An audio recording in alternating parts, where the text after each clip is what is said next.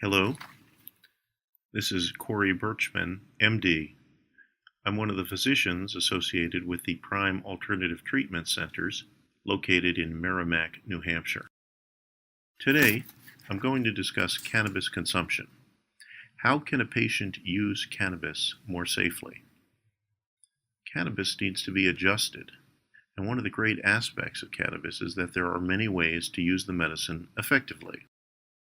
One may ingest the substance via eating. This is one of the most safe ways to consume your medication. But a patient must understand that the effects from ingested cannabis may be much more pronounced, and the onset of effects will be delayed by an hour or more, and typically it will last longer than inhalation.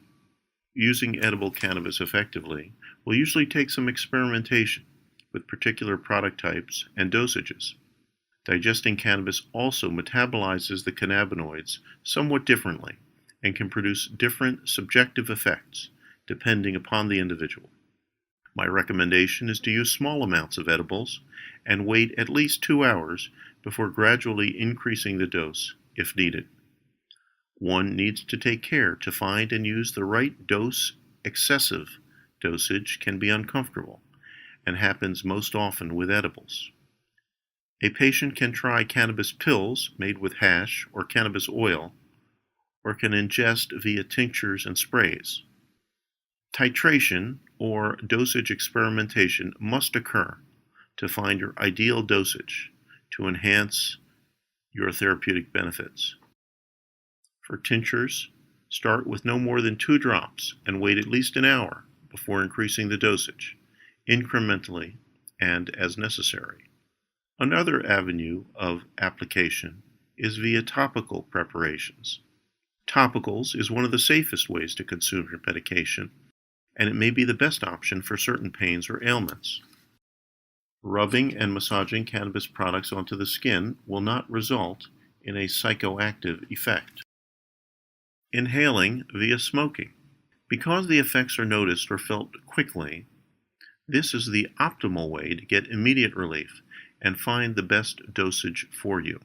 Research has shown that smoking cannabis does not increase your risk of lung cancer or other lung diseases. But because it entails inhaling tars and other potential irritants, it may produce an unpleasant bronchial effect, such as harsh coughing. One should smoke as little as possible.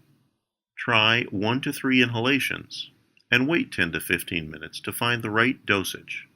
Again, titration and going slowly is the key, increasing dosages as necessary to achieve the desired effect. The patient should take smaller, shallower inhalations rather than deep inhalations. Holding the smoke in does not increase the effects. Studies have shown that 95% of the THC is absorbed within the first few seconds of inhalation. If you are consuming with others, for health purposes, try not to share the inhalational device. If sharing, quickly apply a flame to the pipe mouthpiece or wipe with rubbing alcohol to enhance antiseptic activity.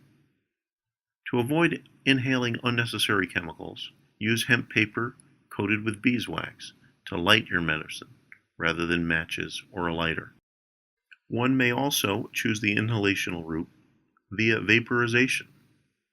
This is the safest way to inhale your medicine because it heats the cannabinoid-laden oils to a point where they become airborne vapors without bringing other plant material to combustion. This drastically reduces the amount of tars and other chemical irritants that you otherwise would inhale. Vaporizers also emit much less odor than any other type of smoking.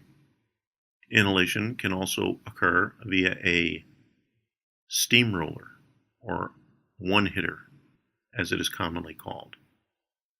Use of a glass or stainless steel or brass pipe is used.